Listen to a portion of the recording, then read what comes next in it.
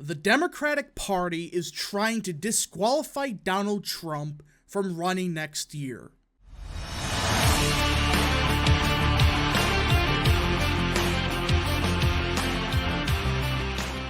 What is up, people of the internet? It is me, Real American, back again with a new video, and today it is time that we talk about the 2024 presidential election. Because everyone, it is at a point now in this country that it is getting, at this point, are we really shocked? We are at this point numb to this news because guess what? Corrupt Democrats, Secretary of States, and even a couple Republicans are starting to push this garbage 14th Amendment theory that quote-unquote disqualifies Donald Trump from being on the ballot in next year's election. You got people like Adam Schiff pushing. You have many of the Democrat Party saying the 14th Amendment disqualifies Trump. And of course, you got several rhino conservatives saying the exact same thing. The 14th Amendment disqualifies Donald Trump. So today, we're going to be looking at what the 14th Amendment really says and why, when you think about it for 5 seconds, this doesn't apply to Trump. Even if he magically committed insurrection, there's parts to say this doesn't even qualify for him, or I should say, this even counts under him for running for president. Now, before we continue with today's video, I hope you enjoy these type of videos. If you do, smash the like button down below. Subscribe, share with your friends, hit that little bell, follow the social media accounts in the description down below, and of course, join the channel today. Guys, just for $1 a month, you can join Real American. This is the best way to support the daily content that we all know and love. So I hope and recommend you join the channel today. Alright, everybody. So let me be clear about 2 things. One, obviously I'm biased towards Trump. It's kind of a given. I support him. I think he has a good chance of winning next year. Either way, I do admit I'm a bit biased. But I'm keeping an open mind. And I would be saying the same thing for Biden, even though there's question marks around him. I think this 14th Amendment garbage doesn't qualify for Trump. Doesn't mean for Biden. It doesn't mean for any of these guys. And number 2, I'm not a legal scholar. With that being said, I can read and think critically for myself and then do research into what other people are saying about the 14th Amendment. And outside of some partisan Democrats and rhino conservatives on Twitter, anybody that's being honest is saying the 14th Amendment, even if it magically fit Trump, well, guess what? It may not even impact the presidential election. Because let's take a look at what the text says word for word. This is the exact text right here. Section 3 of the 14th Amendment. No person shall be a senator or representative in Congress, or elector of president and vice president, or hold any office, civil or military, under the United States or under any state, who have previously taken an oath as a member of Congress, or as an officer of the United States, or as a member of any state legislature, or as an executive or judicial officer of any state, to support the Constitution, shall engage in insurrection or rebellion against the same, or give an aid or comfort to the enemies thereof.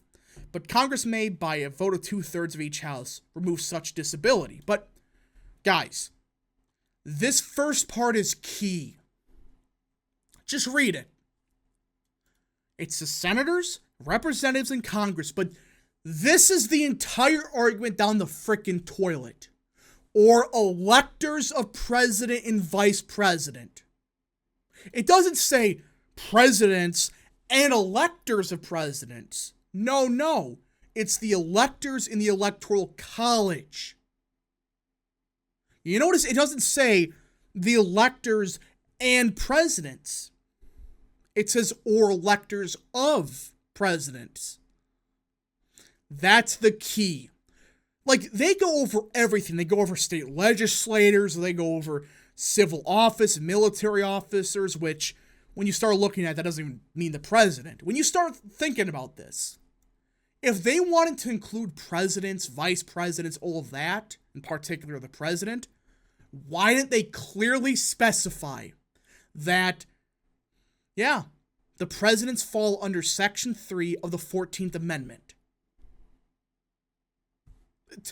It doesn't say that. It says electors of, not the president and electors of presidents. It's clearly said it's just the electors.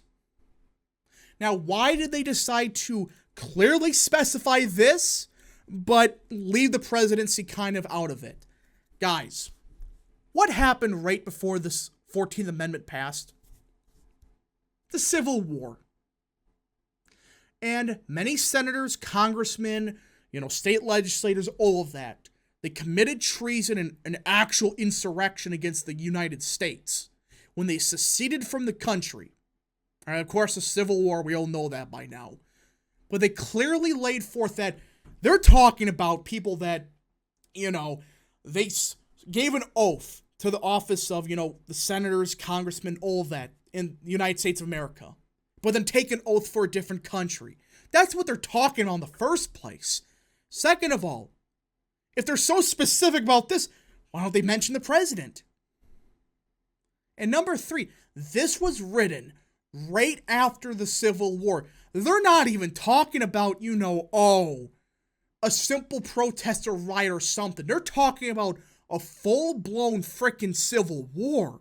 This was meaning, hey, if you were, a senator from Alabama, but you took an oath to the United States, then suddenly you took an oath to the Confederacy, you're not allowed to serve as a senator, congressman, all of that. And same thing for electors. Because guess what? They're the ones that crossed the line and seceded. So it was in the context of the Civil War. They're talking about a real insurrection, which is, hey, half the country seceded. That's, I would say, a real insurrection or rebellion. But even then, it's like, even if Trump had a supposed insurrection, it doesn't mention the president here at all. It mentions the electors. It doesn't mention the president himself. And that's the key. But even then, we have had 3 cases that are notable. Since 2021, after the January 6th garbage. This is what this is about, by the way. January 6th. Guys, there's been 3 Republicans who they try to kick off the ballot for the 14th Amendment, who directly, they can say, it says right there, representative in Congress. This applies to them. It's Marjorie Taylor Greene, Madison Cawthorn, and Paul Gosar. All of them won their suits. They did. All the courts said, the Section 3 of the 14th Amendment doesn't even apply here. This is a completely different thing. That's what they all said. They said the same thing, that, for one, this is just a nonsensical suit, but number 2, it's, even if, there was a supposed insurrection or whatever, a riot, when you really look at the context of the 14th Amendment, it doesn't apply here. They're talking about full-blown, Alabama secedes tomorrow. That's what they're talking about. And you take an oath to them and all of that. That's what they're really talking about here, mostly. And again, there's been cases here and there, but they've never, in American history, have gone over a former president for this, or somebody that's running for president for the 14th Amendment. Because while there's legal questions about it, it says it doesn't mention the president. It mentions everybody but the president. But to top it all off, Section 5 of the 14th Amendment, this is the part that, even if supposedly Trump magically, by some miracle, magically fallen under the 14th Amendment, guess what?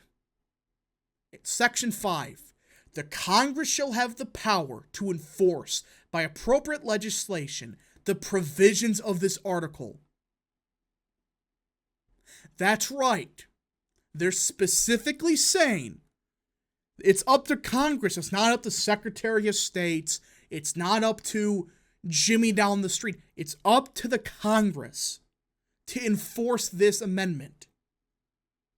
And guess what? They're not going to pass anything that's going to magically bar Trump.